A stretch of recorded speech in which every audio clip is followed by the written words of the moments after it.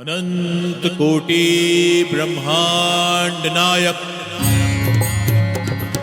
राजा धीराज योगीराज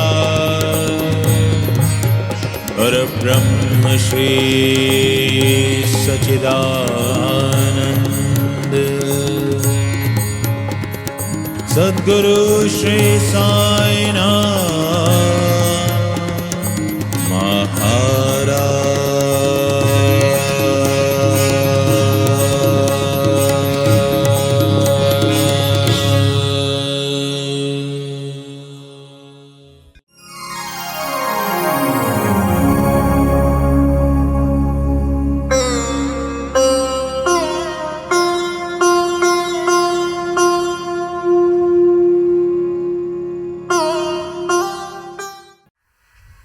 धीरज रखवो रहमत की बरखा बरसा भी देगा। धीरज रखवो रहमत की बरखा बरसा भी देगा।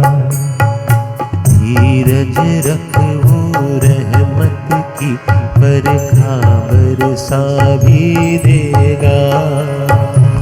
धीरज रखवो रहमत की बरखा बरसा भी देगा। जिस साईं ने दर्द दिया है, जिस साईं ने दर्द दिया है, वही दवा भी देगा।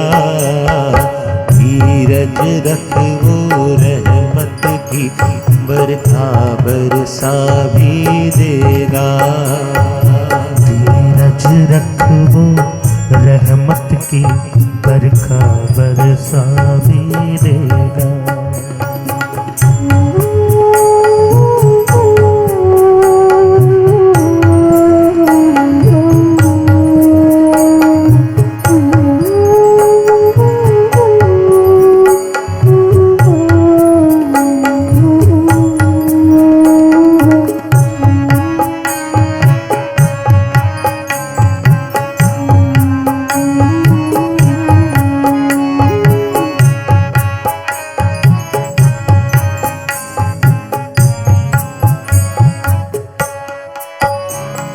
छोड़ कभी ना आस की डोरी, खुशियाँ देगा भर भर झोली।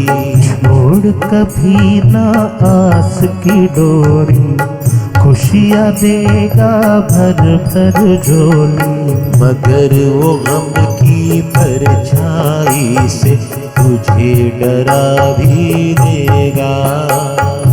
मगर वो गम की परछाई से तुझे डरा भी देगा। जिस साईं ने दर्द दिया है, जिस साईं ने दर्द दिया है, वही दवा भी देगा। धीरज रखो रहमत की बरखा बरसा भी देगा।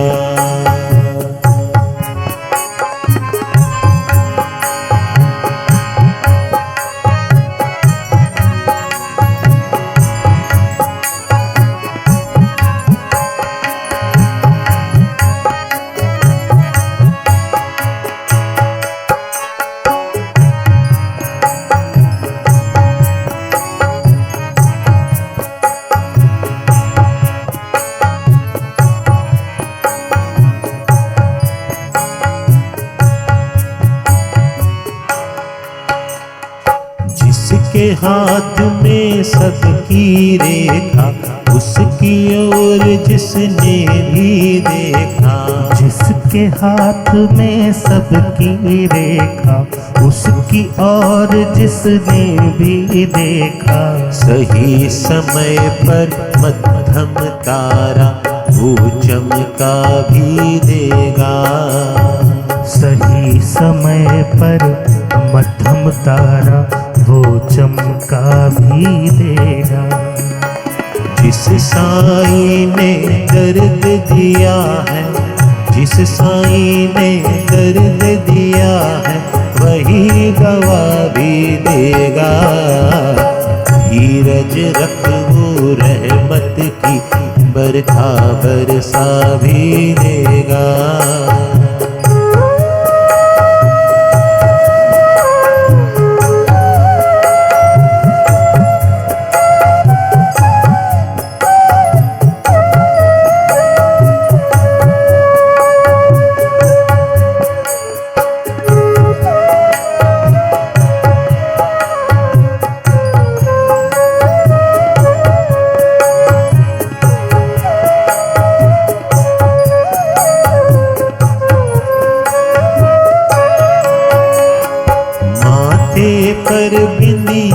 से पहले, नाम वही निंदिया से पहले।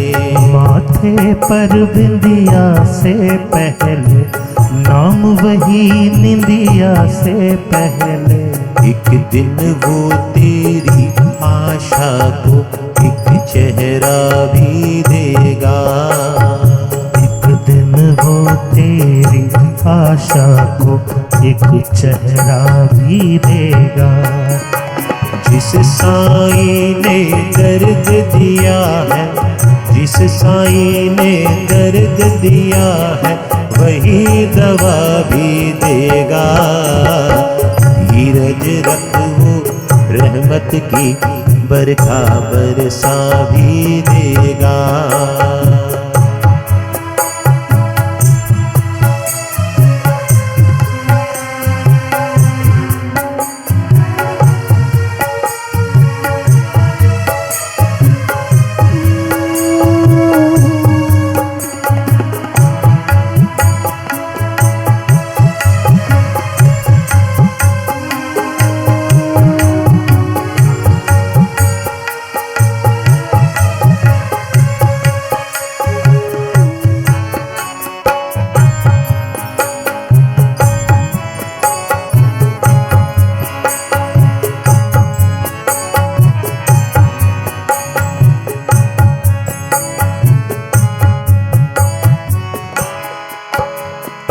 बढ़ जाएगी हिम्मत तेरी, कटेगी जब घन घोर अंधेरी। बढ़ जाएगी हिम्मत तेरी, घटेगी जब घन घोर अंधेरी।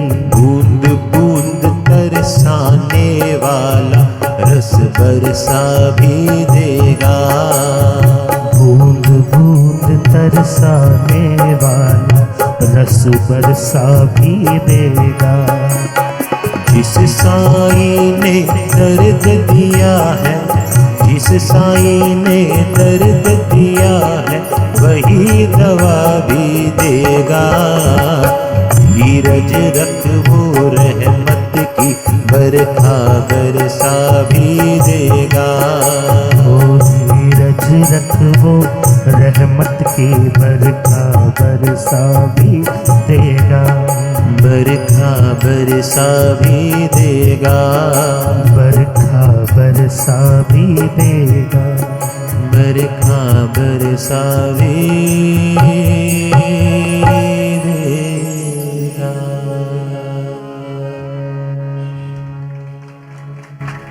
साईनाथ महाराज की जय। तो इस मस्जिद माई में बैठ करके मैं हमेशा सच बोलूंगा। तो बाबा का सत्य, बाबा झूठ नहीं है। बाबा शाश्वत है, निरंतर है।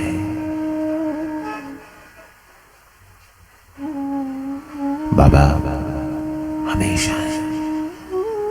यही सबसे बड़ा सच है। वो हमको सुन रहे हैं, वो हमको देख रहे हैं। वही हमको शिरडी बुलाते भी हैं और वही हमको शिरडी आने से रोक भी देते हैं। वही हमको शिरडी में रोक भी लेते हैं। वो हमको सत्य के दर्शन कराते हैं। हमारे अंदर जो विषमताएं भरी हुई हैं, जो विष भरा हुआ है, उसके दर्शन हमको करवाते हैं, जिससे हमारा मन साफ होता है।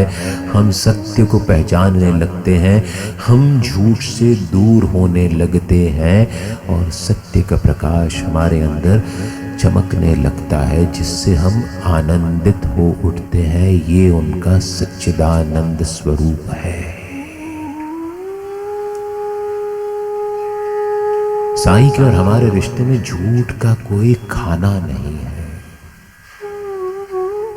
कोई स्थान नहीं है। साईं भी खरी खरी सुनाते हैं और हमको उनकी खरी खरी सुननी पड़ती है। खरी अखरी, और जब अखरती है तो हम सुधरते हैं। वो सत्य के दर्शन कराते हैं। और जब आप सत्य के पास होते हैं तो आप झूठ से दूर होते हैं। जब आप झूठ से दूर होते हैं तो आप दुख से दूर हो जाते हैं, क्योंकि झूठ, असत्य एक ऐसी विषमता है जो आपको सत्य से दूर कर देती है। अपनी आंखों पर गॉगल चढ़ा के रखेंगे तो सूरज का प्रकाश नहीं देख पाएंगे। हमेशा छांव में रहेंगे, और हमेशा जो छांव में रहता है उसको विटामिन डी की कमी हो जाती है, और जो विटामिन डी की कमी होती है वो हम सब के लिए बड़ी तकलीफदायक हो जाती है। इसलिए हमेशा धूप में रहो। Vitamin devotion, D for devotion, उसको पकड़ करके चलो।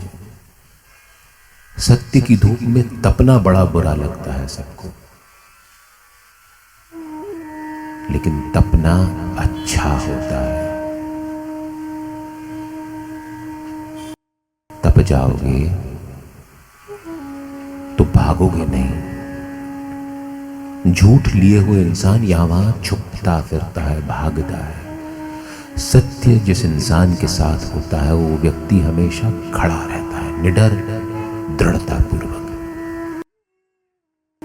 क्योंकि उसकी रक्षा सच करता है। हमारे झूठ की रक्षा हमको करनी पड़ती है। एक झूठ को छुपाने के लिए 100 झूठ और बोलने पड़ते हैं, लेकिन सच बोलने वाले को कोई चीज छुपानी नहीं पड़ती। सत्य का साथ हमेशा फायदेमंद होता है, और इसी तरह वो साईं सच के जरिए हमारे चित्त को आनंद से भर देते हैं। अनंत कोटि ब्रह्मांड नायक, राजाधिराज, योगीराज, परम ब्रह्म, सच्चिदानंद सदगुरु।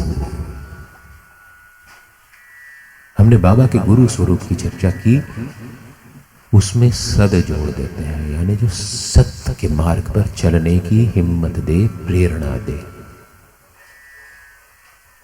प्रेरणा वही देते हैं, हिम्मत वही देते हैं। वो ये कहते हैं कि तुम मेरी रास्ते पर चलो, तकलीफें आएंगी। इसका बड़ा सुंदर वर्णन श्री साईं सच्चरित्र के अध्याय 2 में है। जब इस ग्रंथ के लेखक दाभोलकर, जो कि बहुत पढ़े लिखे, औपचारिक शिक्षा नहीं ली थी उन्होंने, लेकिन अपने कर्मों के चलते वो स्पेशल वेकेशन मजिस्ट्रेट बन गए थे, और वो तमाम प्रयासों के बावजूद, अपने दोस्तों के प्रयासों के बावजूद, वो शिरडी नहीं आ रहे थे बाबा के दर्शन करने के लिए। काका साहब दीक्षित और नाना साहब चांदोरकर ने उनको कई दफे समझाया,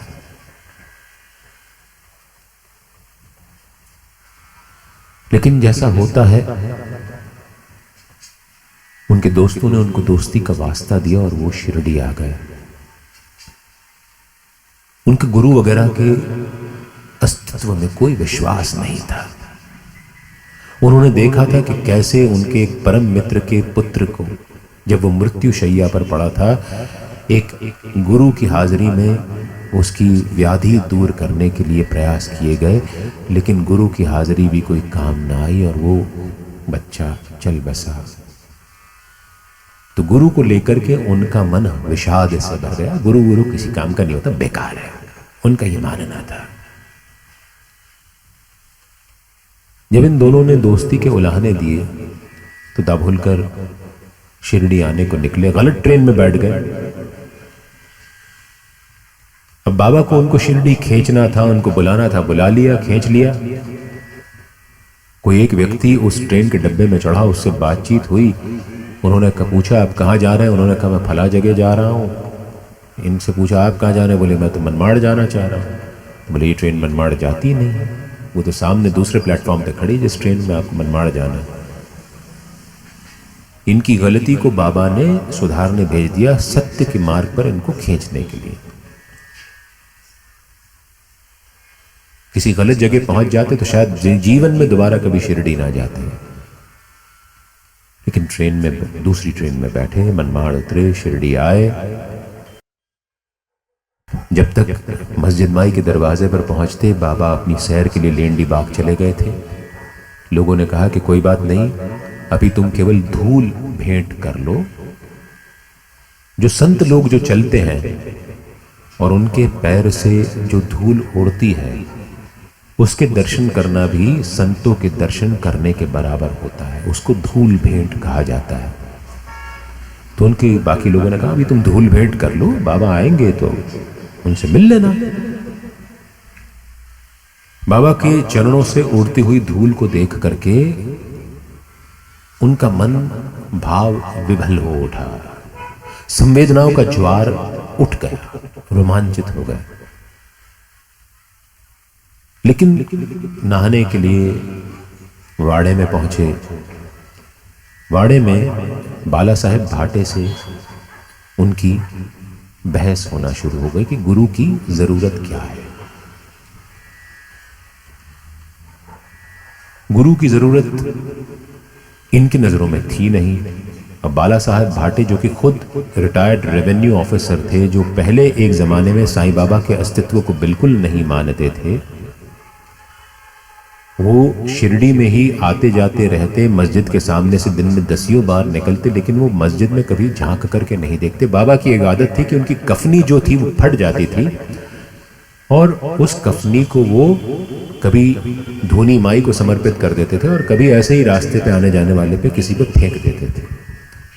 एक बार बाला साहेब भाटे का उस मस्जिद के सामने से निकलना हुआ और बाबा की फटी हुई कफनी बाबा ने उनके ऊपर फेंक दी। उस दिन से बाला साहेब भाटे वो बाबा के रंग में रंग गए।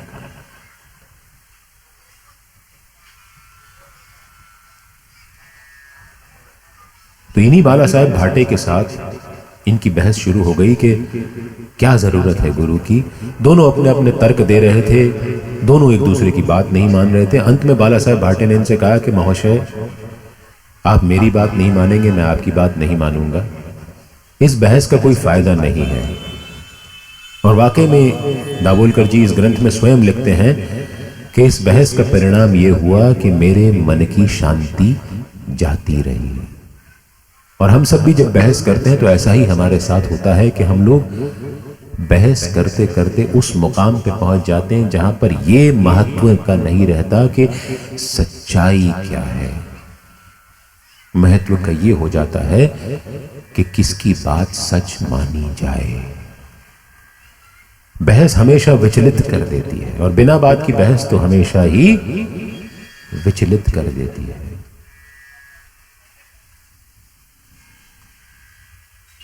दाभोलकर लिखते हैं कि इतने दिन में घंटे घड़ियाल बजने लगे, बाबा की आरती का समय हो रहा था, हम लोग वहां पर पहुंचे। आरती हुई, बाबा ने प्रसाद देकर के सबको रवाना किया। कुछ थोड़े से भक्त वहां पर रुक गए, दाभोलकर जी भी वहीं पर रुक गए।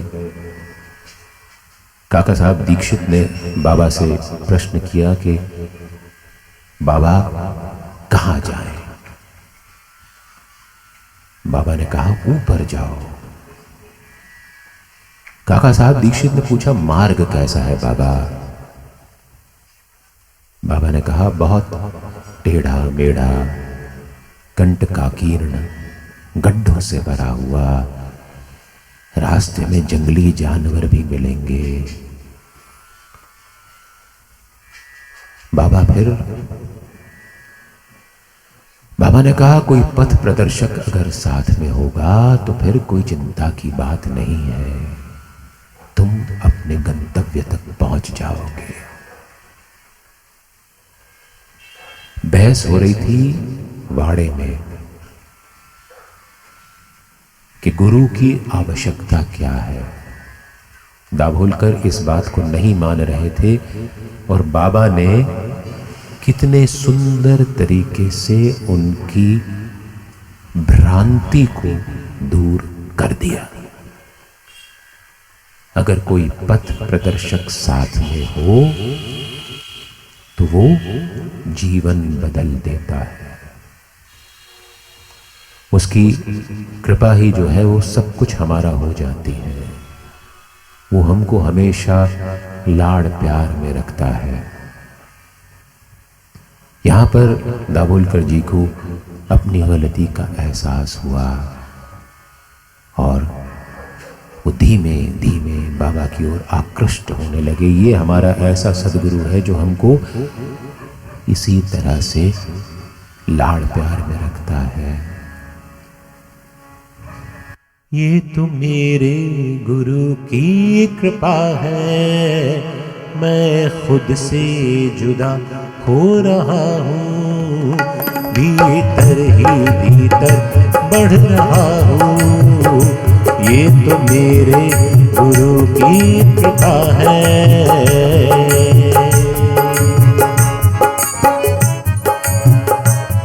दाभोलकर जी अब बाबा के अनुराग में रंगने लग गए थे।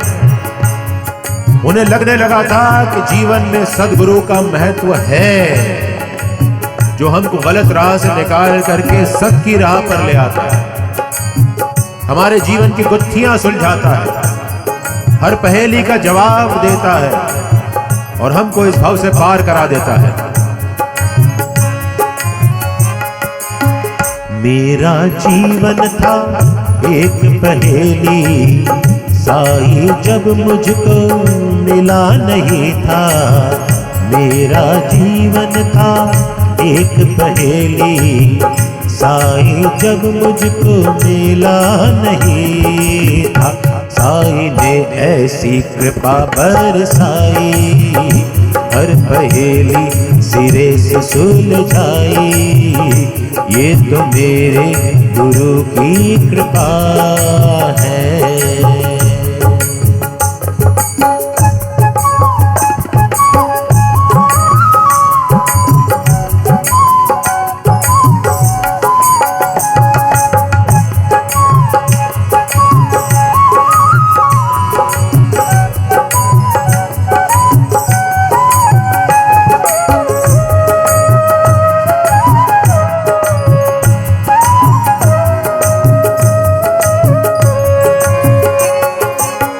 भटक रहा था जीवन वन में, सूनापन था मेरे जीवन में।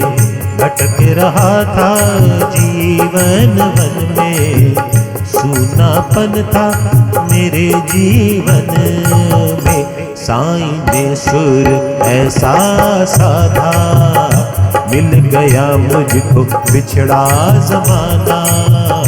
ये तो मेरे गुरु की कृपा है।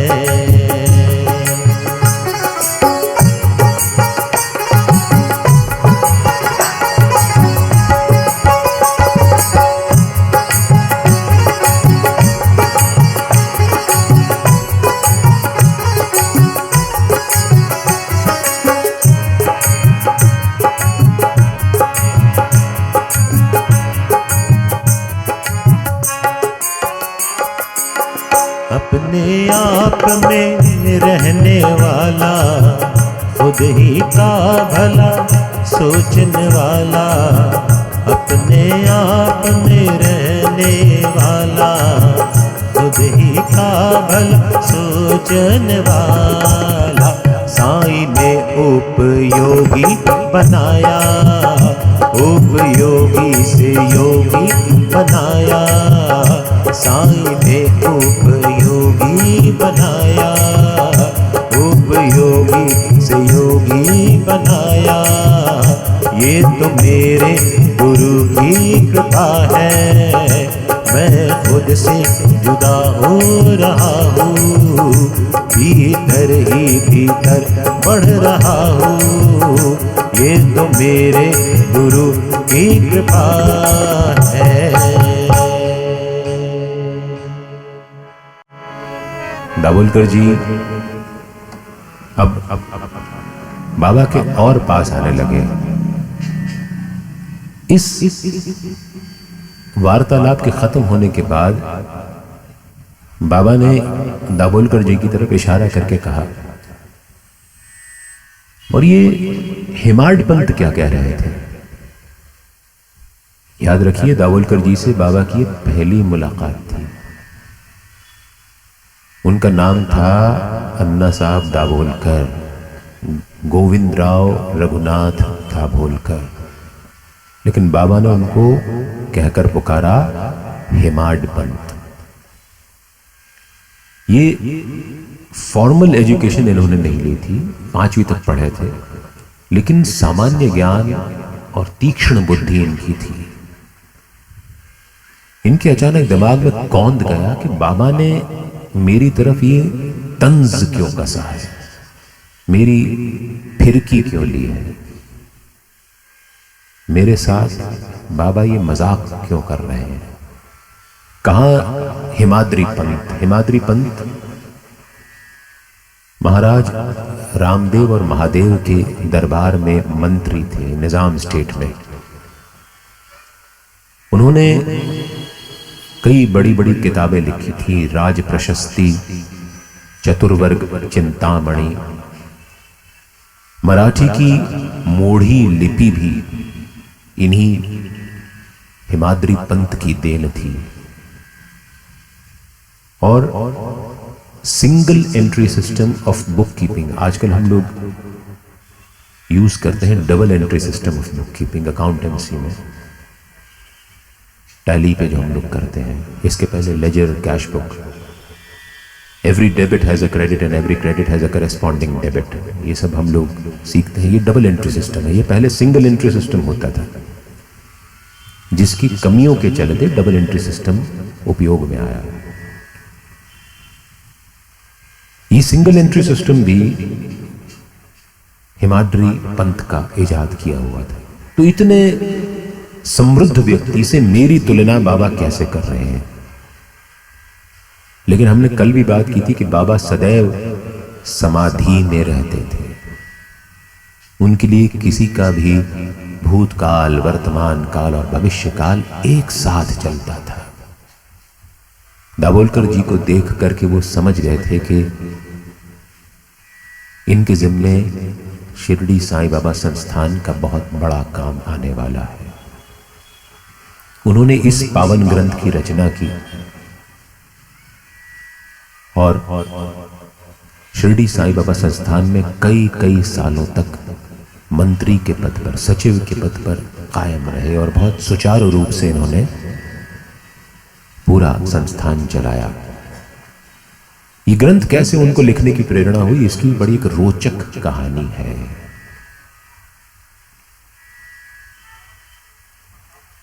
पहली दफे ये शिरडी आए 1910 में। एक साल बाद 1911 में, तारीख बराबर याद नहीं है, इनका शिरडी आना हुआ। ये शिरडी में आए तो देखा मस्जिद के बाहर तमाशा लगा हुआ था। लोगों से पूछा कि क्या हो रहा है, आप लोग सब यहां झुंड बना करके क्यों खड़े हैं? लोगों ने कहा, यार आज एक अजीब बात हो रही है, बाबा मस्जिद में बैठ करके चक्की चला रहे हैं। ऐसा उन्होंने कभी नहीं किया, ये पहली दफे कर रहे हैं। ये भी कौतूहल पूर्वक जाकर के भीड़ में खड़े हो गए। रामनवमी पे जो बालाजी नेवासकर बाबा को गेहूं के बड़े बोरे दे करके जाता था, उसी बोरे में से मुट्ठी भर भर करके गेहूं निकालते जा रहे थे, चक्की में जा रहे थे और घुमाते जा रहे थे। आटा निकलता जा रहा था। भीड़ में से 4 महिलाएं आगे आई और बाबा को अलग करने लगी। बाबा तुम छोड़ो, ये सब काम तुम्हारा थोड़ी, तो हम कर लेंगे, छोड़ो इसको, हटो। बाबा पहले तो थोड़े से नाराज हुए, उनसे बोले नहीं मुझे करने दो, तुम जाओ यहां से। लेकिन भगवान तो भक्तों के वश में रहते हैं। इन महिलाओं की बात बाबा ने मान ली। बाबा साइड में अपने आसन पर जाके बैठ गए और ये महिलाएं अब चक्की चलाने का काम करने लगी, गेहूं पीस करके आटा बनाने लगी। जब पूरा गेहूं पिस गया आटा बन गया।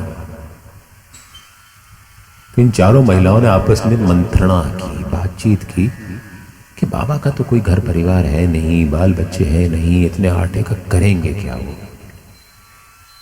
चलो हम चारों ही आपस में आटा बांट लेते हैं और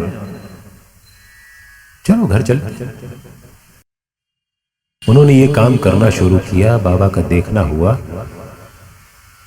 अपने बाप का माल समझ रखा है, कहां ले जा रही हो ये आटा?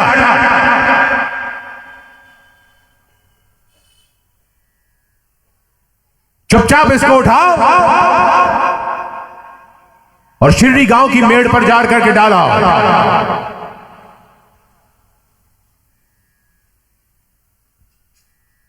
उन चारों महिलाओं की तो सिट्टी पिट्टी गुल, जैसे यहां बैठे बहुत सारे लोगों की गुल हुई थी।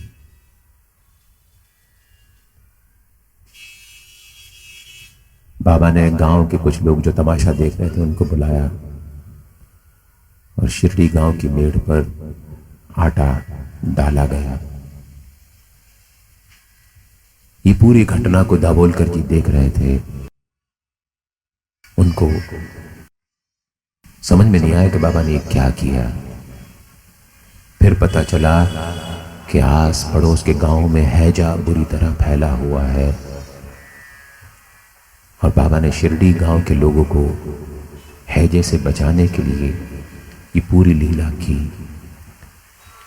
और अंग्रेज सरकार जो हर साल ऑफिशियल गैजेट छापती थी, 1911 के अहमदनगर डिस्ट्रिक्ट के ऑफिशियल गैजेट में इस बात का स्पष्ट जिक्र है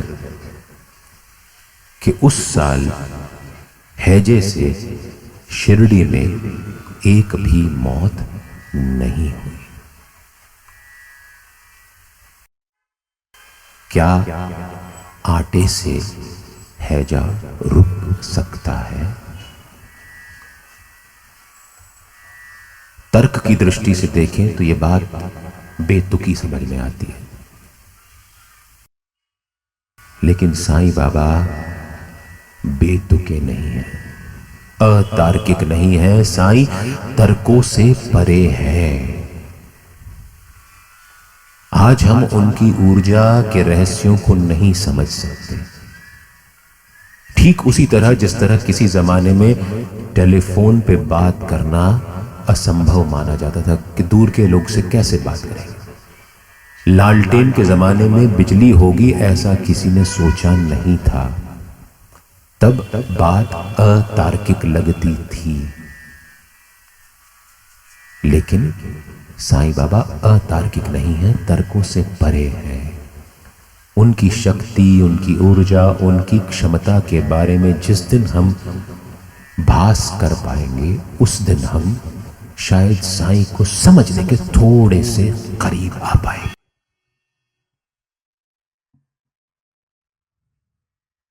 ये पूरी घटना देख करके इन महाशय के मन में विचार उत्पन्न हुआ कि इस महान संत की तो जीवनी लिखा जाना चाहिए। इन्होंने बाबा से इजाजत मांगी, बाबा ने मना कर दिया। कुछ महीने ऐसे ही निकल गए, ये कोशिश करते रहे। अंत में इन्होंने श्यामा से कहा कि श्यामा, मेरी तो सुनेंगे नहीं, तुम बाबा के मित्रवत भक्त हो, कृपया तुम इन्हें समझाओ कि इनकी जीवनी लिखने से आने वाली पीढ़ियों का कल्याण होगा। तब श्यामा ने बाबा से कहा। बाबा पसीज गए। मैं इन्हें अपनी जीवनी लिखने की अनुमति देता हूं, बल्कि इनके माध्यम से मैं स्वयं अपनी जीवनी लिखूंगा। लेकिन इन महाशय से कहो कि अपना अहंकार त्याग करके मेरी शरण में आए।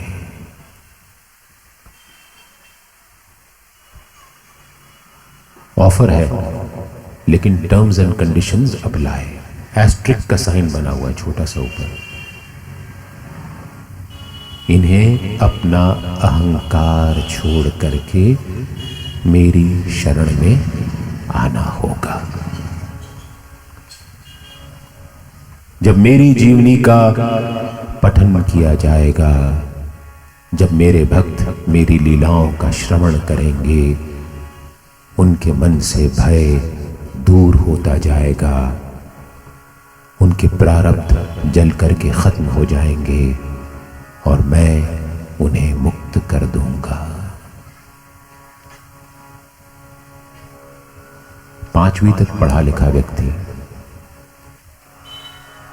इसने बाबा की अनुमति से नोट्स लिखना शुरू किए।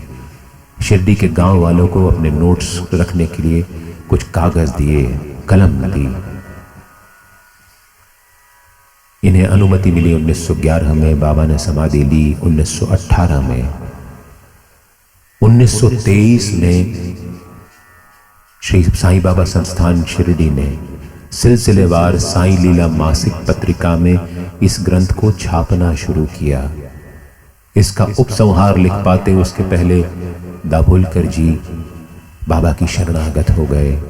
अंतिम अध्याय बीवी देव ने लिखा। वो व्यक्ति जो सिर्फ 5वीं क्लास तक पढ़ा हो, उसने इस पवित्र ग्रंथ की रचना की, जिसमें 9304 ओवियां हैं और सारी की सारी ओवियां ऐसी हैं जो गेय हैं, जो गाई जा सकती हैं, जो गीत पद्धति में है। संगीत का कोई ज्ञान नहीं है उनको, लेकिन हर ओवी गाई जा सकती है। और वही पवित्र ग्रंथ आज दिन भर में लाखों लोग पढ़ते हैं, अपनी समस्याओं का हल उनको मिलता है, उनकी मन को शांति मिलती है।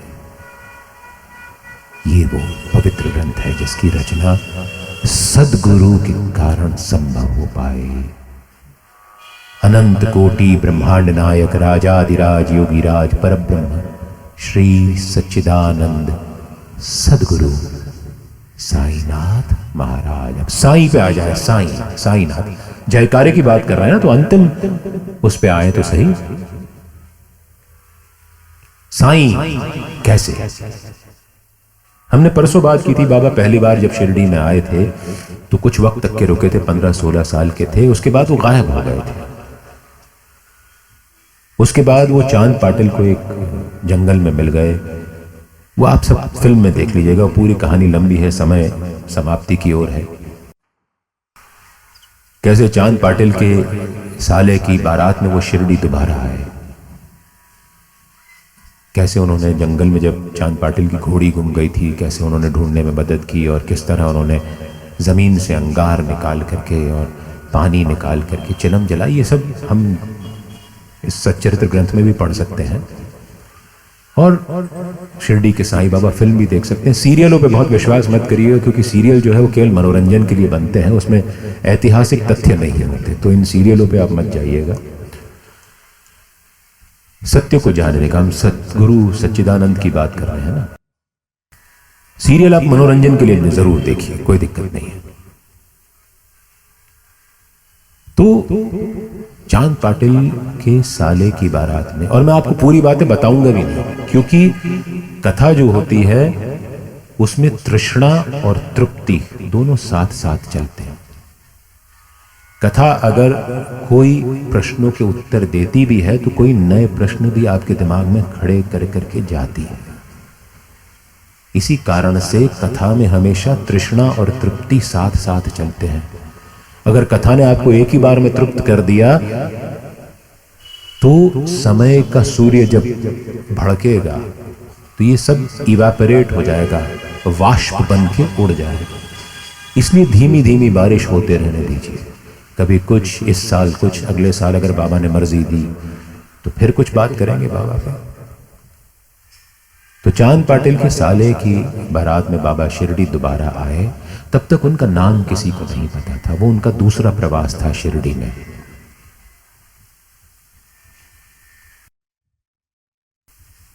जब वो बारात में आए, बारात को उन दिनों में धर्मशालाएं वगैरह होती नहीं थी, पेड़ों के नीचे ठहरा दिया जाता था।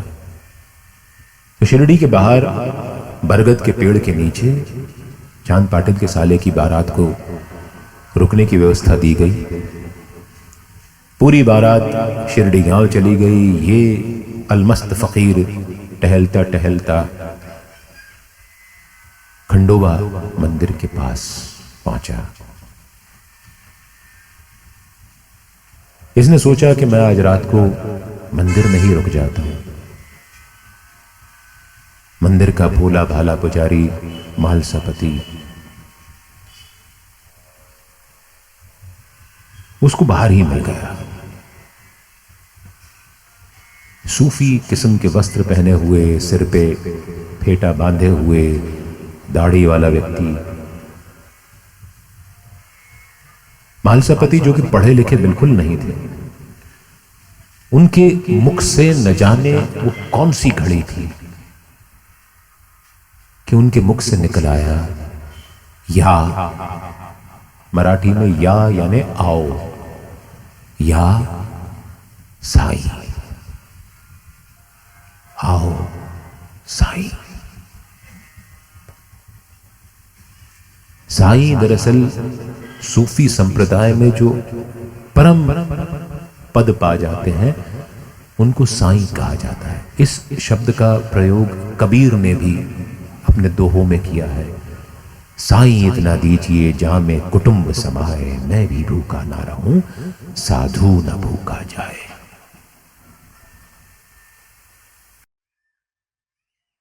साईं ने तो सबको बहुत कुछ दिया है, लेकिन मालसापति ने इस फकीर को वो नाम दिया जिसको बोल करके आज हम सब तृप्त हो जाते हैं। वो नाम न जाने कितने बेसहारे को सहारा देता है, कितने टूटे हुए दिलों को जोड़ता है, कितने आंसुओं को मुस्कान में बदल देता है, कितने लोगों को रोते से हंसाता है। वो अनपढ़ मालसापति, मालसापति चिमना जी नागरे,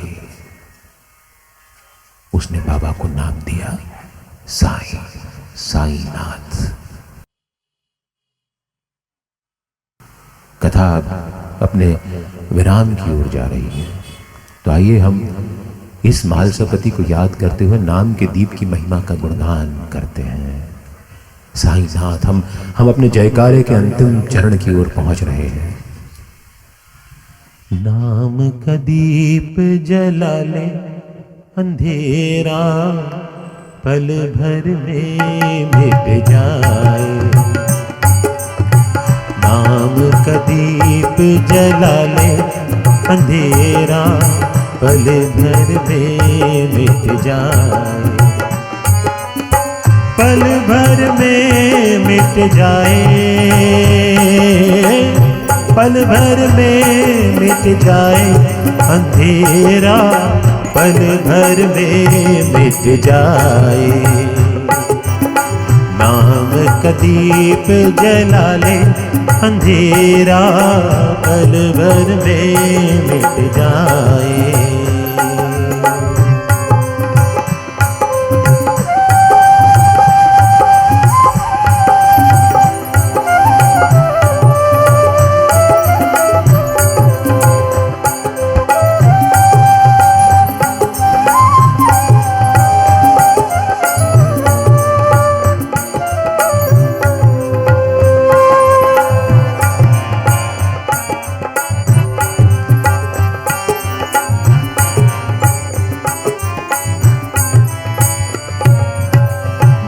ज्योति से जग उजियारा, वो है साईं प्राण प्यारा, वो है साईं प्राण प्यारा।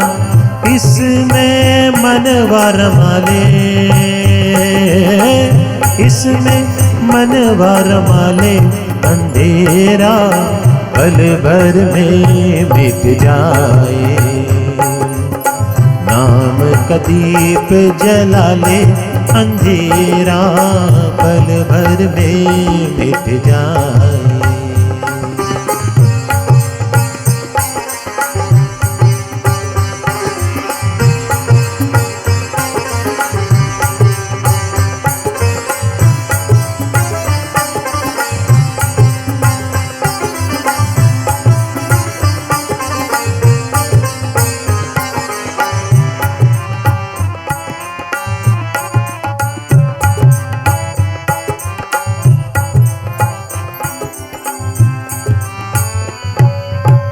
जिस ज्योति से लौ लग जाती, मन को बना ले प्रेम की बाती, मन को बना ले प्रेम की बाती। ज्ञान की ज्योत जला ले, ज्ञान की ज्योत जला ले, अंधेरा पल भर में मिट जाए। नाम का दीप जला ले, अंधेरा पल भर में मिट जाए।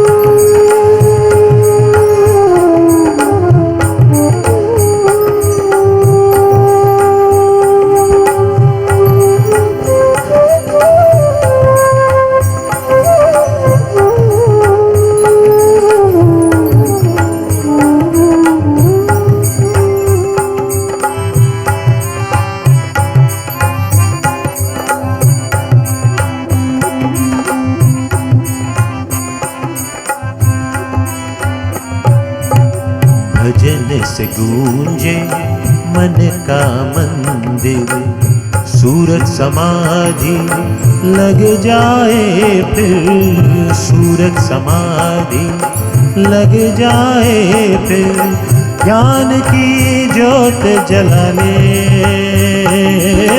चरण पड़े आजमा ले, अंधेरा पल भर में मिट जाए। नाम का दीप जला ले, अंधेरा पल भर में मिट जाए। पल भर में मिट जाए, पल भर में मिट जाए, अंधेरा पल भर में मिट जाए, अंधेरा पल भर में मिट जाए, अंधेरा पल भर में मिट जाए।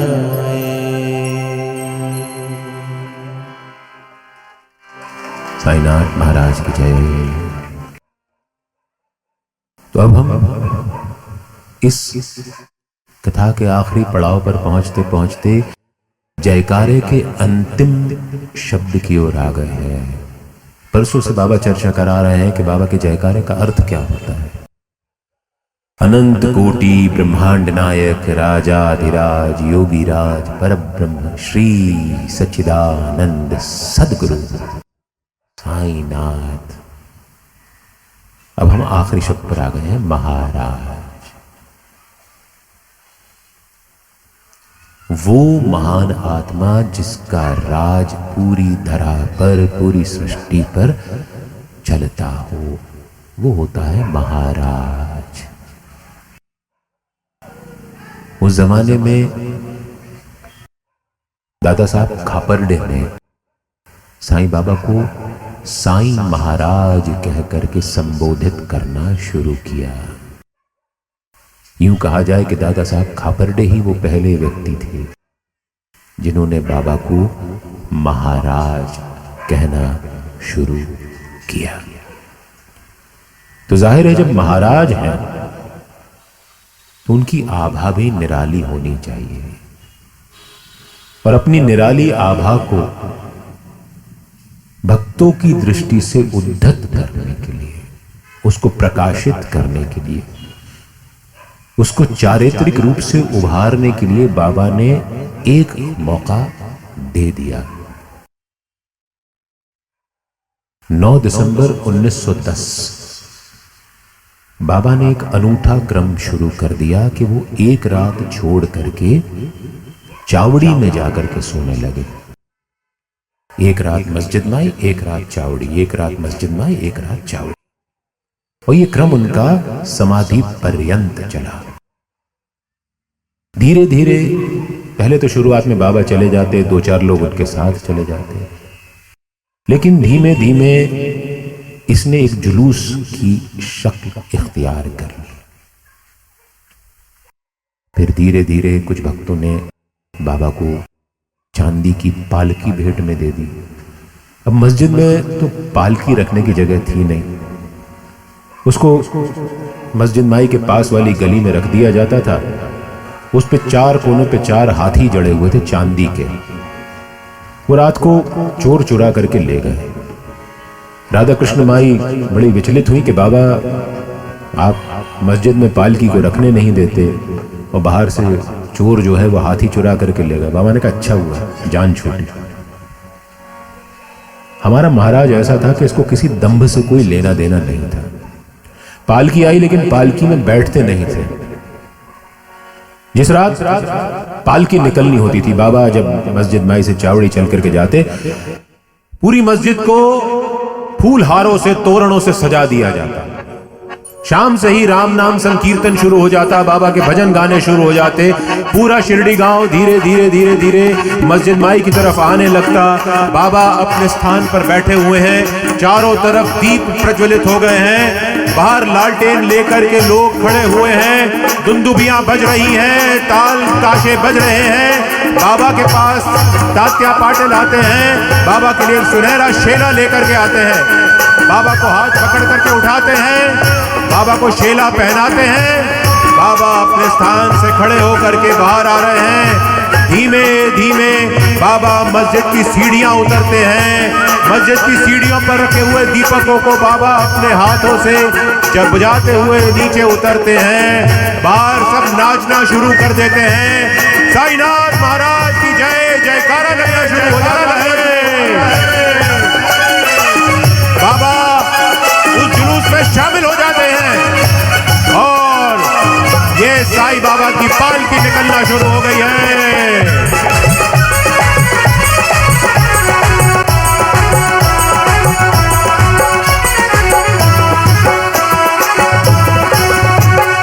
लेके चलो लेके चलो लेके चलो लेके चलो लेके चलो लेके चलो लेके चलो लेके चलो लेके चलो पालकी शिरडी के नाथ की। लेके चलो पालकी शिरडी के नाथ की। लेके चलो पालकी शिरडी के नाथ की। लेके चलो पालकी शिरडी के नाथ की। कांधा लगा के बोलो जय साईं नाथ की। कांधा लगा के बोलो जय साईं नाथ की। कांधा लगा के बोलो जय साईं नाथ की। कांधा लगा के बोलो जय साईं नाथ की। लेके चलो लेके चलो लेके चलो लेके चलो लेके चलो पालकी मेरे शिरडी के नाथ की। लेके चलो पालकी मेरे शिरडी के नाथ की। कांधा लगा के बोलो जय साईं नाथ की। कांधा लगा के बोलो जय साईं नाथ की। कांधा लगा के बोलो जय साईं नाथ की। कांधा लगा के बोलो जय साईं नाथ की।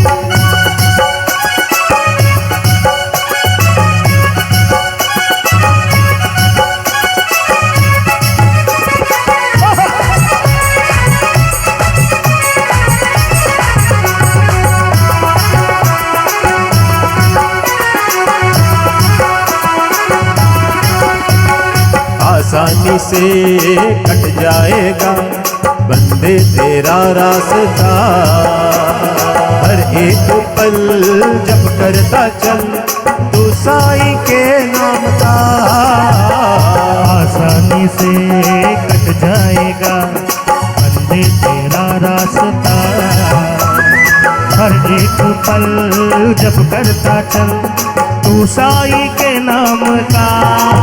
अरे साथ तेरे बाबा फिर काहे का डरना साईनाथ साईनाथ साईनाथ साईनाथ साईनाथ साईनाथ लेके चलो लेके चलो लेके चलो लेके चलो लेके चलो पालकी शिरडी के नाथ की लेके चलो पालकी शिरडी के नाथ की कांधा लगा के बोलो जय साईनाथ की कांधा लगा के बोलो जय साईनाथ की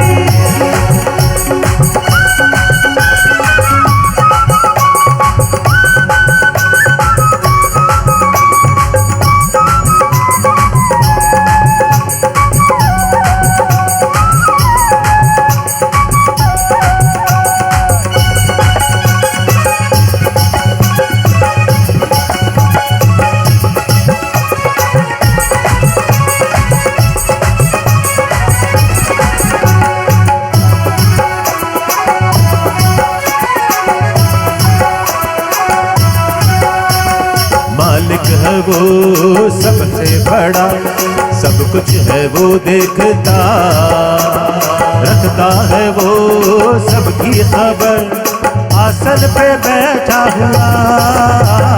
मालिक है वो सबसे बड़ा, सब कुछ है वो देखता, रखता है वो सबकी खबर, आसन पे बैठा हुआ।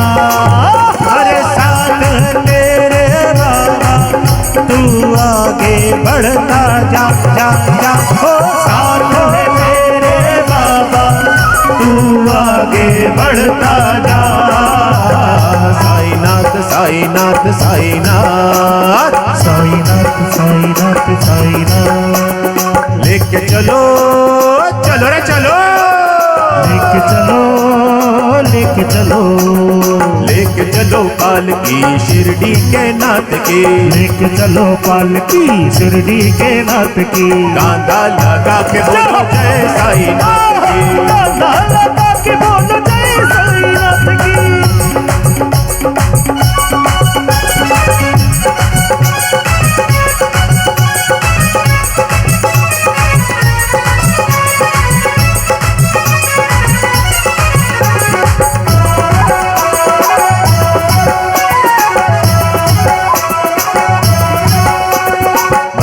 तेरा मजहब है क्या साई नहीं देखता, उसके लिए सब एक है, करता है सबका भला।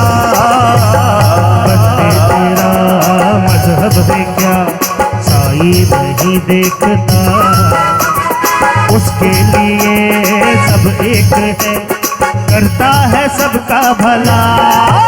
अरे साई साई करके तू साई का हो जा जा जा जा, साई साई करके तू साई का हो जा।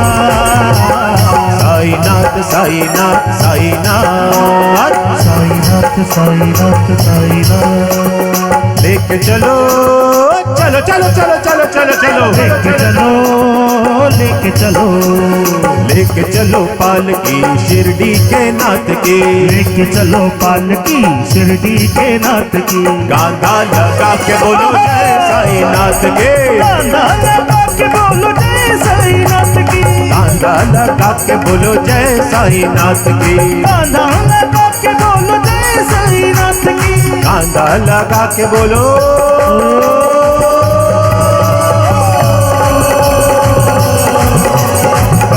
लगा के बोलो जय साईनाथ की, कांधा लगा के बोलो जय साईनाथ, कांधा लगा के बोलो जय साईनाथ की, कांधा लगा के बोलो जय साई बोलो साई बोलो साई बोलो साई बोलो साई बोलो साई बोलो साई बोलो साई बोलो साई साई साई साई साई बाबा साई साई साई साई साई साई बाबा साई बाबा साई बाबा साई बाबा साई बाबा साई साई साई बोलो साई साई साई साई साई साई बोलो साई साई साई साई साई बोलो साई साई साई साई साई साई बोलो साई साई साई साई साई साई बोलो साई साई साई साई साई साई बोलो साई साई साई साई साई बोलो बोलो साई साई साई साई साई बोलो बोलो साई साई साई साई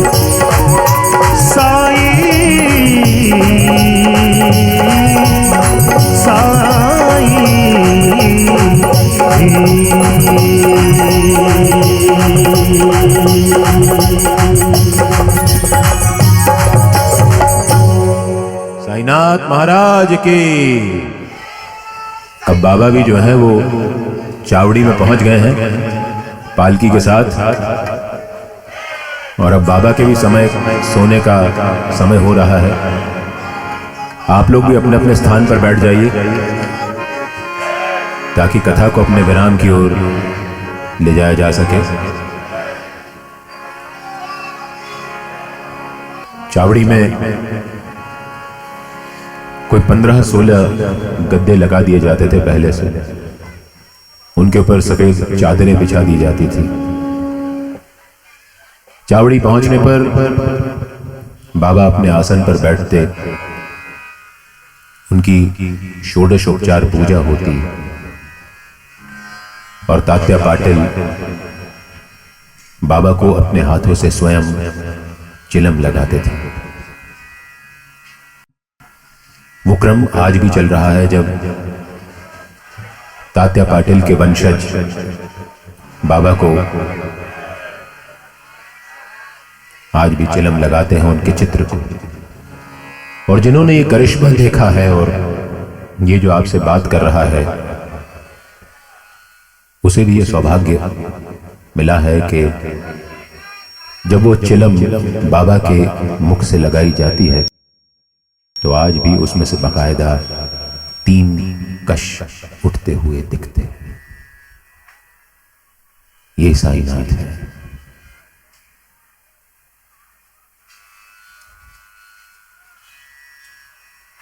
बाबा की षोडशोपचार पूजा के बाद जब उनको चिलम दी जाती तो शिरडी गांव वासी सब अपने अपने घरों को वापस लौट जाते हैं।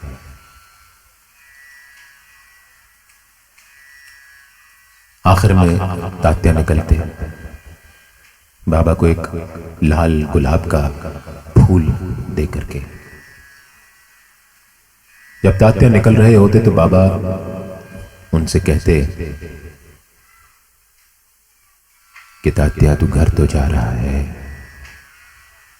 आते जाते मेरा ख्याल जरूर रख लेना।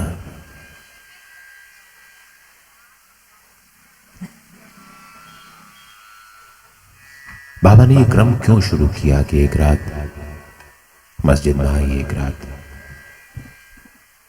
चावड़ी। ये कथा मानती है कि मस्जिद माई बाबा का धर्म क्षेत्र था और चावड़ी बाबा का कर्म क्षेत्र था, न्याय क्षेत्र था। धर्म क्षेत्र में बाबा उन सबको वो सब कुछ दे देते जो उनसे आकर के मांगते थे। चावड़ी में बाबा उनके कर्मों का लेखा जोखा लिखते थे। प्रोफेसर जी नारके को बाबा ने बतलाया था कि मैं इस चावड़ी में रहता तो हूं, लेकिन पूरी दुनिया में जो जो भक्त तकलीफ में होते हैं मैं उनकी तकलीफें कम कर देता हूं और अंत में उनको परम पिता परमात्मा से मिलवा देता हूं। श्यामा मास्टर जिनके घर की खिड़की उस चावड़ी की खिड़की के सामने खुलती थी, उनका कहना था कि बाबा रात रात भर अलग अलग भाषाओं में न जाने किन किन से बातें किया करते थे उस चावड़ी में बैठ करके। बाबा कहते थे कि जिनकी तकलीफें मैं कम नहीं कर सकता था उनके मन को शांति जरूर दे देता था। ये मेरी मजबूरी है कि व्यक्ति के कर्म के आगे, उसके प्रारब्ध के आगे, भाग्य के लेखे के आगे विधि के विधान के आगे मैं भी कहीं कहीं रुक जाता हूं। समय बीतता गया। 1916 का दशहरा। उस दिन भी बाबा की पालकी निकलनी थी। शिरडी गांव के लोग दशहरे पे सीमोल्लंघन का त्योहार मनाते हैं। अपने गांव से दूसरे गांव की सीमा में पैर रखते हैं और वापस आते हैं, जो कि राम की रावण पर विजय का प्रतीक स्वरूप है। राम ने उस दिन लंका फतेह की थी, जीती थी, रावण का वध किया था। शिरडी गांव के अधिकांश लोग सीमोल्लंघन के लिए गए हुए थे। बाबा यहां मस्जिद में कुछ भक्तों के साथ थे। ऊपर सिर्फ भागोजी शिंदे नाम का कोढ़ी था। नीचे कुछ लोग बैठे हुए थे। मस्जिद का श्रृंगार चल रहा था। बाबा की पालकी निकलने वाली थी। अचानक बाबा अपने स्थान पर खड़े हो गए और बाबा ने गुस्से में तिल मिलाते हुए अपनी कफनी निकाल दी और धूनी के सुपुर्द कर दी। लो देख लो मुझे, लो देख लो मैं हिंदू हूं या मुसलमान। ये कह करके बाबा पूरी तरह दिगंबर खड़े हो गए। धूनी माई उनकी कफनी की आहुति पा करके धधक करके चल उठी। इधर बाबा दिगंबर खड़े थे। उनकी आंखें अंगारों समान लाल थीं और धूनी की लाल पीली नारंगी लपटों में उनकी आभा कई कई गुना बढ़ी हुई दिख रही थी।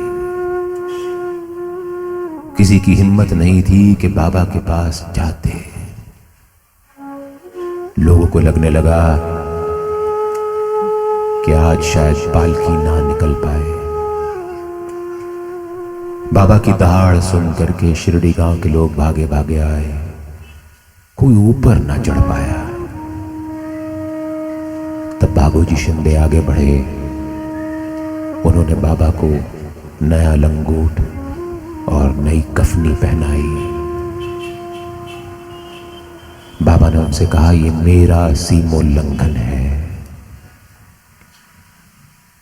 ये कहकर के बाबा अपने स्थान पर बैठ गए, शांत हो गए, सब कुछ सामान्य हो गया। उस दिन पालकी निकली। इधर एक दिन दोपहर को वाड़े में सोते हुए श्यामा और बापू साहब बूटी दोनों को एक ही समय पर एक ही जैसा स्वप्न आया। श्यामा के स्वप्न में बाबा ने कहा, यहां एक वाड़ा बनवाओ, मैं यहां रह करके अपने भक्तों की इच्छाएं पूरी करूंगा। वहीं पर बगल में लेटे हुए बापू साहब बूटी को भी ऐसा ही कोई स्वप्न बाबू ने दिया। बाबा ने कहा, बूटी यहां पर एक वाड़ा बनना चाहिए जहां पर हम लोग सब साथ में रहेंगे और यहां से मैं अपने भक्तों की इच्छाएं पूरी करूंगा। ये स्वप्न देख करके श्यामा रोते हुए उठ खड़े हो गए। बापू साहब बूटी की भी नींद खुल गई। श्यामा को इस हाल में देख करके बापू साहब बूटी को समझ में नहीं आया कि क्या हुआ। दोनों ने अपने अपने स्वप्न के बारे में एक दूसरे को बताया। श्यामा ने कहा, जरूर हो न हो इसमें बाबा का कोई संकेत है। और उन्होंने बाबा को जाकर के सलाह मांगने की कही। दोनों गए बाबा के पास, सलाह मांगी। बाबा ने कहा, मैंने कहा तो सही है, वाड़ा बनवाओ यहां पर। मस्जिद माई के पीछे की जमीन जहां बाबा एक जमाने में फुलवारी लगाया करते थे, वो बाबा की प्रेरणा से बापू साहब बूटी ने मोल ले ली, खरीद ली। वहां पर एक दिन बाबा के हाथ से नारियल को छुआ करके, फोड़ करके वाड़े का निर्माण शुरू किया गया। काका साहब दीक्षित ने उसकी रूपरेखा बनाई, नक्शा बनाया। रोज बाबा सवेरे शाम सैर को जाते और उस वाड़े के निर्माण को देखते। इधर शिरडी गांव के रामचंद्र पाटिल की तबीयत खराब होने लगी और वो 9 दिन से बेहोश पड़ा था। उसका बुखार उतर नहीं रहा था। बेहोशी के आलम में वो देखता है कि बाबा उसके सिरहाने पर खड़े हैं और बाबा उससे कहते हैं, तेरी हुंडी वापस ले ली गई है, तू चिंता मत कर। मुझे चिंता है तात्या की, जो आज से 2 साल बाद दशहरे के दिन हम सबको छोड़ करके चला जाएगा। सपने में ही पसीना पसीना हो गया रामचंद्र पाटिल। आंख खुली तो देखा बुखार जो 9 दिन से नहीं उतर रहा था वो उतर गया था। उसने ये बात कि तात्या 2 साल बाद हमको छोड़ करके चला जाएगा अपने दोस्त लक्ष्मण बाला शिंपी को बताया। वाड़े का निर्माण जो हो रहा था, एक दिन बाबा सैर को गए थे। पीछे से सफाई कर रहे उनके नौकर माधव फासले से सफाई के दौरान वो ईंट जिस पर बाबा या तो हमेशा बैठा करते थे या जिस पर सिर रख करके सोया करते थे, वो छिटक करके गिर के 2 टुकड़ों में हो गई। बाबा शहर से वापस आए और ईंट को इस हाल में देख करके सिर पकड़ करके बैठ गए। मेरी जीवन संगिनी चली गई, अब मैं जी कर क्या करूंगा। बाबा फूट फूट करके रोने लगे।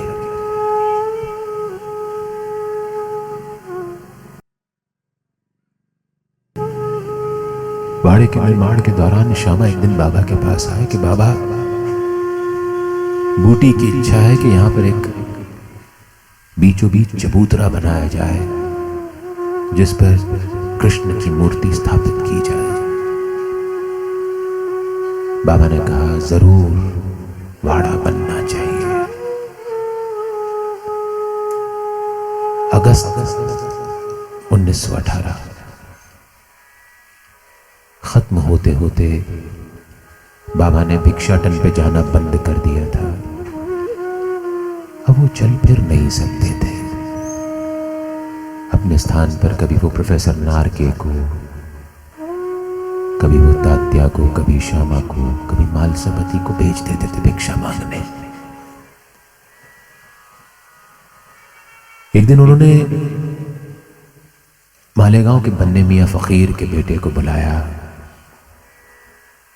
और उससे कहा कि ये 200 रुपए और माला ले जाओ और अहमदनगर के फकीर को जाकर के दे देना। उनसे कहना कि 90 महीने के 90 दिन अल्लाह मियां अपनी रोशनी को वापस ले लेगा और इन पैसों से उससे कहना मौलू कर दे। जब सूफी संत अपना चोला छोड़ते हैं तो उनके चोला छोड़ने पर जो भोजन दिया जाता है बाकी सूफी संतों को, उसको मौलू कहा जाता है।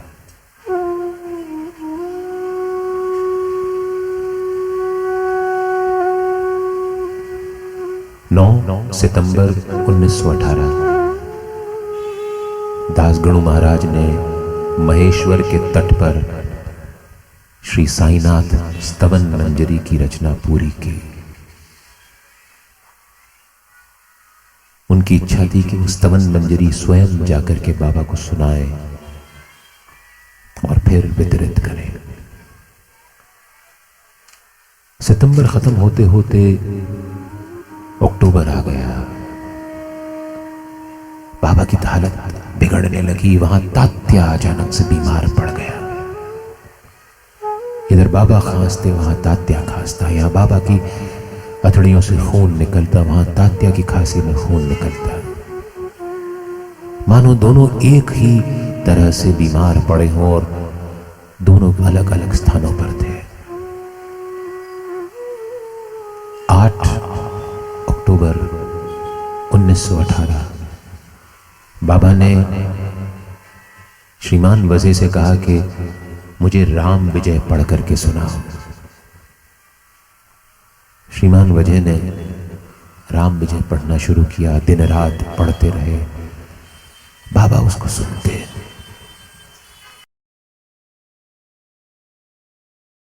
एक हफ्ते में श्रीमान वजे थक गए। दूसरी बार उन्होंने शुरू कर दिया था बाबा के कहने पर। दशहरा आ गया था, 15 अक्टूबर मंगलवार का दिन दशहरा। सवेरे की आरती बाबू साहब जोग ने उतारी बाबा की, लेकिन बाबा ने आंखें ना खोली। निढाल से अपने स्थान पर पड़े रहे। उस दिन उन्होंने किसी को अपने हाथ से प्रसाद भी नहीं दिया, ऊदी भी नहीं दी। लोगों को लगने लगा कि शायद कोई अनिष्ट हो जाए। वहां तात्या की हालत खराब हो गई थी। लोगों को लगने लगा कि तात्या शायद आज के बाद जीवित नहीं बचेगा।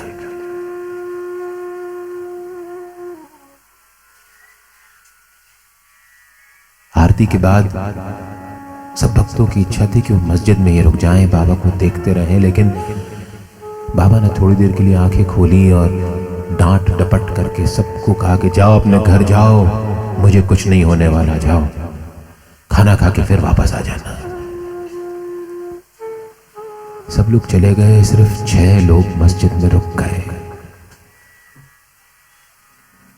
नाना साहब ने मोड़कर माधवराव देशपांडे यानी श्यामा, चंद्राबाई बोरकर, बयाजी अप्पा कोते पाटिल, लक्ष्मीबाई शिंदे। दोपहर में कोई 2:30 बजे का वक्त था। बाबा ने अपनी आंखें खोली, लक्ष्मी को अपने पास बुलाया, बयाजी से कहा कि मुझे थोड़ा तेरी बाहों में बिठा। बयाजी की बाहों का सहारा लेकर के बाबा थोड़ी सी उन्होंने पीठ सीधी की। अपनी जेब से पहले 5 और बाद में 4 सिक्के निकाल के लक्ष्मी के हाथ में दे दिए। लक्ष्मी, तूने अपने साईं की बहुत सेवा की है, ले अपने साईं से भी कुछ ले जा।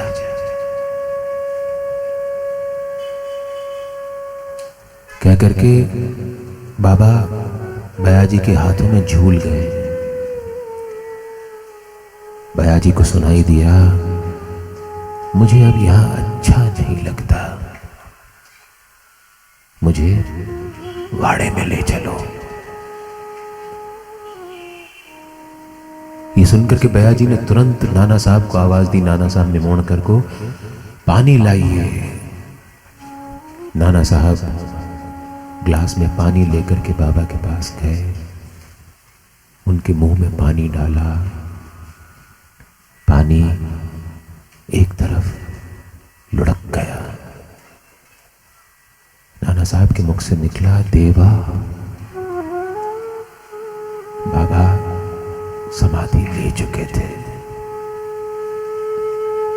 वो साईं जो शिरडी की आत्मा था, वो अब नहीं था। जिसकी आवाजों से, जिसकी गालियों से शिरडी का दिन उगता था, सूरज ढलता था।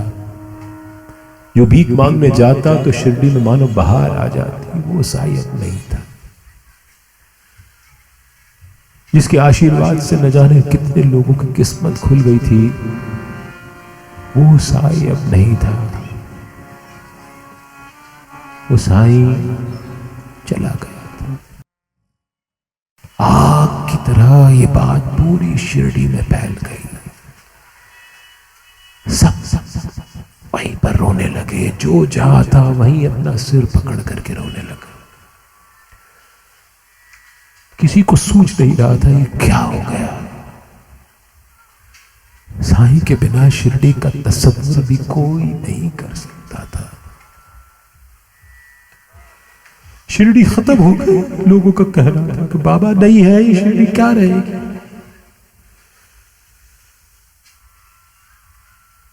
लेकिन साईं थे, अब भी थे, उनके चमत्कार जारी थे। पंढरपुर में दासगणु महाराज को बाबा ने स्वप्न दिया कि मस्जिद भर भरा के गिर पड़ी है, मुझे आकर के फूल चढ़ाओ, बाबा ने कहा।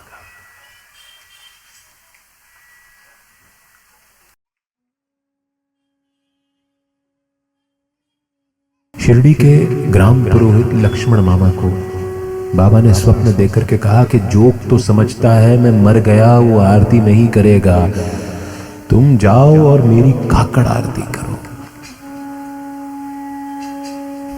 मस्जिद में बाबा के चेहरे पर से कफन हटाया गया और लक्ष्मण मामा जोशी ने बाबा की काकड़ आरती की। लोगों में विवाद हो गया कि बाबा का अंतिम संस्कार कैसे हो। कोई कहता है इनको दाह संस्कार किया जाए, किसी ने कहा इनको दफनाया जाए। रामचंद्र पाटिल शिरडी गांव का मामलतदार था। उसने मत विभाजन किया और तय पाया गया कि बाबा को समाधि दी जाएगी। लेकिन इस दौरान एक सबसे बड़ा चमत्कार हो गया। यहां बाबा ने समाधि ली, वहां पर तात्या बिल्कुल ठीक हो गया। लोगों का मानना था कि बाईजा माई की रोटी का हक अदा करने बाबा ने उनके बेटे तात्या की मृत्यु अपने ऊपर ले ली थी। 36 घंटे बाद जब बाबा को समाधि दी गई गुरुवार के दिन, तो उन्हें उनकी इच्छा के मुताबिक बूटीवाड़े में ले जाया गया और उसी चबूतरे के नीचे उनको समाधि दी गई।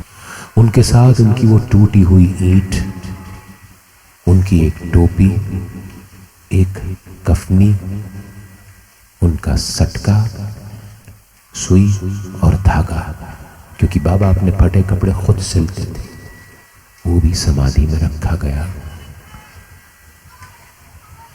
उनकी जेब से कुल जमा 16 रुपए निकले। जब बाद में बाबा के अंतिम संस्कार का हिसाब जोड़ा गया तो उसमें कुल खर्चा 16 रुपए आया था।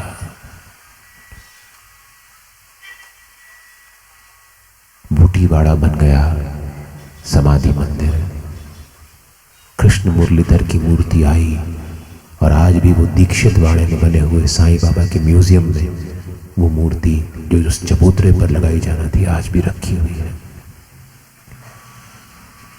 बाबा के दिए हुए 11 वचन आज भी हम सब की राह का निर्माण करते हैं और उन 11 वचनों से हम बाबा को जीवित मानते हैं, उनको दोहराते हैं।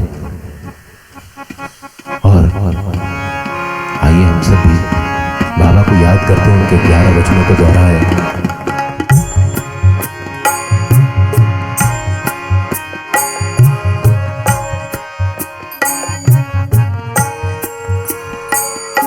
साईं राम साईं राम साईं राम मेरे साईं राम, साईं राम साईं राम साईं राम मेरे साईं राम, साईं राम साईं राम साईं राम मेरे साईं राम, साईं राम साईं राम साईं राम मेरे साईं राम।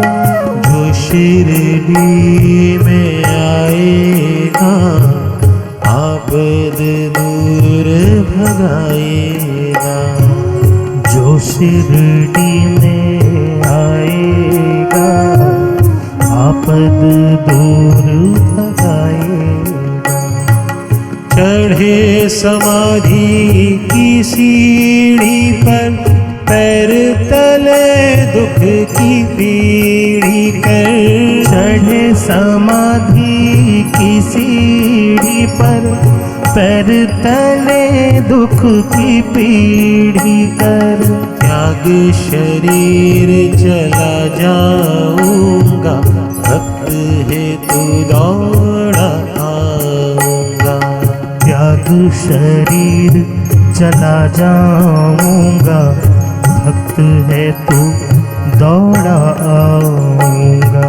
मन में रखना दृढ़ विश्वास, करे समाधि पूरी आस। मन में रखना दृढ़ विश्वास, करे समाधि पूरी आस। मुझे सदा जीवित ही जानो, अनुभव करो सत्य पहचानो। मुझे सदा जीवित ही जानो, अनुभव करो सत्य पहचानो। मेरी शरण आ खाली जाए, हो तो कोई मुझे बताए।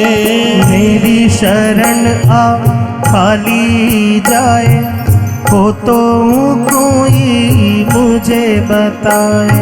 मेरी शरण आ खाली जाए, हो तो कोई मुझे बताए।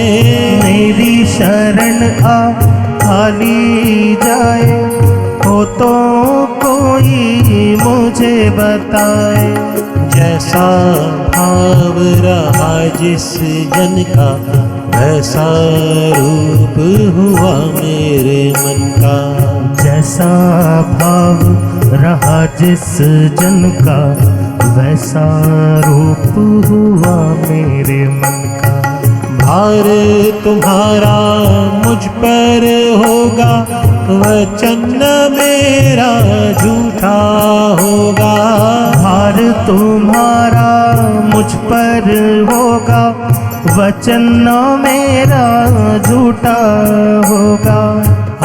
असहायता लो भरपूर, जो मांगा वो नहीं है दूर।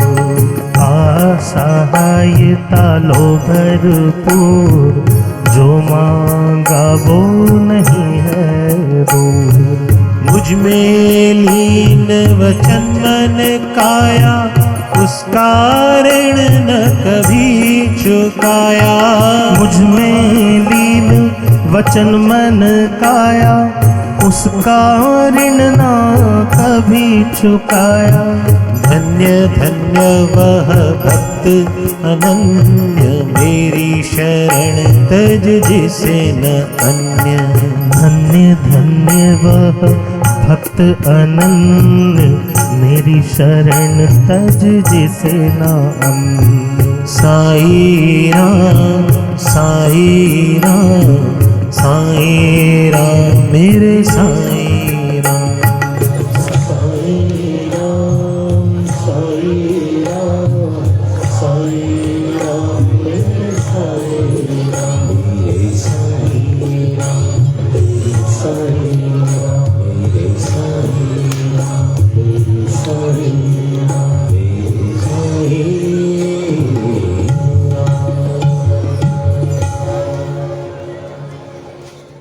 हर कथा में अनुभव रहता है कि बाबा आते हैं।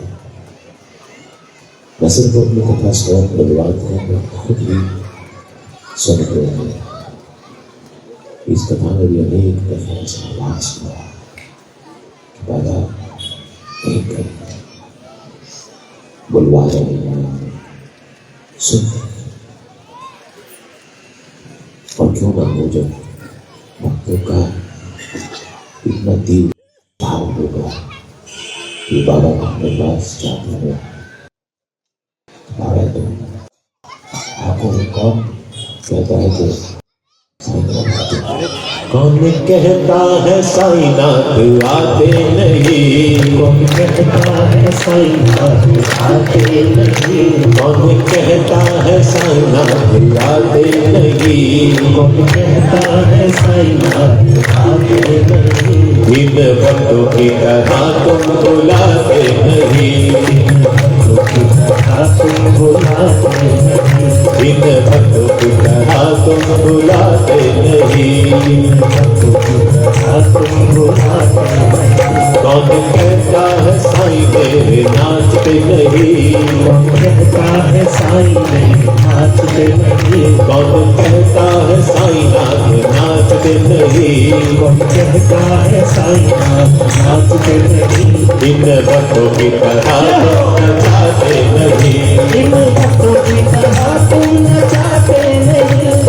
भक्तों की तरह तुम नचाते नहीं, इन भक्तों की तरह तुम नचाते नहीं, गालित कांगण बंदी कर्ण ढोलिया के पाहिन रूपक वे जवे यवे गुण भारत पूजित भावे युवाज बने कमन हमें माता पिता कमे हमें कम दूसरे का कमे हमें विद्या कर्ण कमे हमें कर्म कमे गायक बादशाह कंसर क्रिया भजा समावा भक्त स्वभाव करो नियत परम नारायणाय समर्पयामि अजित केशव राम नारायण तत्वा भद्रम भास्मै श्री धर्म माधवम गोपिका कल्लम जानकी नायक राम हरे राम हरे राम राम राम हरे हरे हरे कृष्ण हरे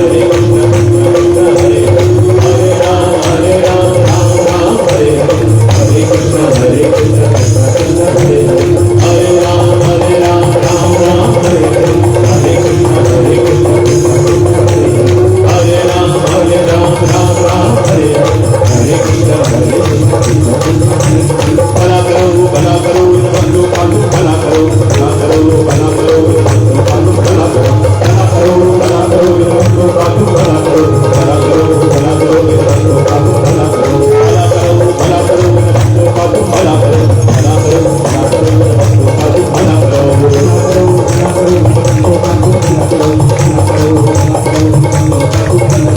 ओम साईं नमो नमः श्री साईं नमो नमः जय जय साईं नमो नमः सद्गुरु साईं नमो नमः ओम साईं नमो नमः श्री साईं नमो नमः जय जय साईं नमो नमः सद्गुरु साईं नमो नमः ओम साईं नमो नमः श्री साईं नमो नमः जय जय साईं नमो नमः सद्गुरु साईं नमो नमः ओम साईं नमो नमः श्री साईं नमो नमः जय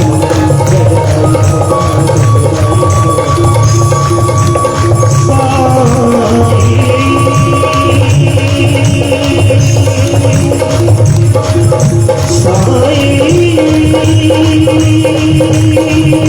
नमो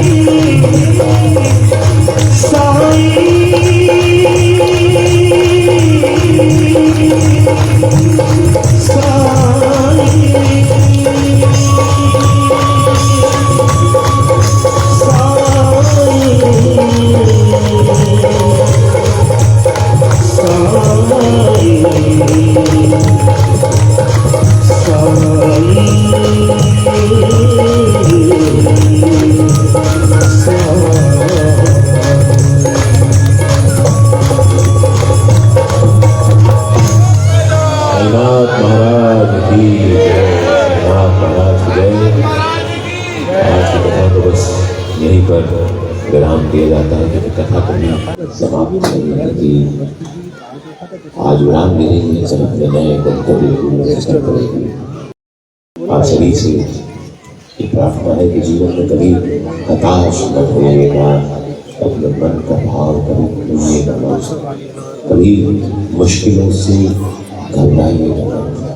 बाबा है, आप सबके साथ है और आप सबका भला चाहे। आपके जीवन में हमेशा खुशियाँ बनी रहे और आप सब हमेशा खुशहाल रहे। ये कथा यही प्रार्थना कर पाए। जब भी हमारा विश्वास गिरने लगे तो हमने बाबा बनी करें, बाबा बनी करें।